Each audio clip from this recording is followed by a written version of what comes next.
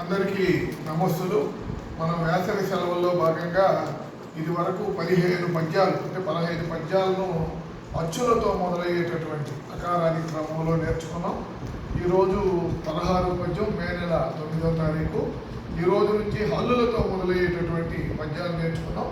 ఈరోజు కతో మొదలయ్యేటటువంటి పద్యాన్ని నేర్చుకున్నాం. కమలములు నిటబాసిన కమలాప్తుని రగ్ని సోకి కమలిన భంగిన్ తమ తమ నెలవులు తప్పిన తమ మిత్రులే శత్రులౌట తథ్యము సుమతి.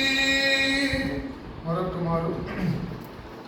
కమలములు నిటబాసిన కమలాప్తుని రగ్ని సోకి కమలిన భంగిన్ తమ తమ నెలవులు తప్పిన తమ మిత్రులే శత్రులౌట తథ్యము సుమతి.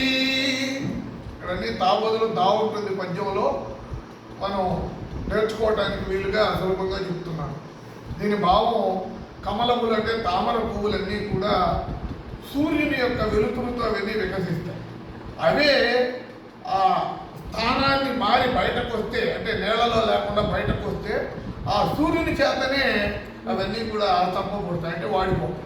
అంటే ఏమంటే తమ తమ నెలవులు, తమ యొక్క స్థానాలు మారితే మిత్రులు కూడా శత్రులు అయ్యేటటువంటి ప్రమాదం ఉంది అని సుమతి శతకారుడు మధ్యన చెప్తున్నాడు. అంటే నేలలో ఉన్నంత వరకు కమలములకు సూర్యుడు మిత్రుడు, కానీ నీళ్లు వదిలి బయట వస్తే ఆ సూర్యుడే కమలములకు శత్రువు అవుతాడు.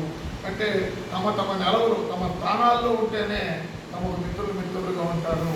స్థానాలు మారితే తమ మిత్రులు కూడా శత్రువులు అయ్యే అవకాశం ఉంది అని చెప్తున్నారు. నేను చెబుతాను, మీరు అనుసరించండి. కమలములు నీటబాచిన కమలాప్తుని రగ్ని సోకి కమలిన భంగిన్ తమ తమ నెలవులు తప్పిన తమ మిత్రులే శత్రులౌట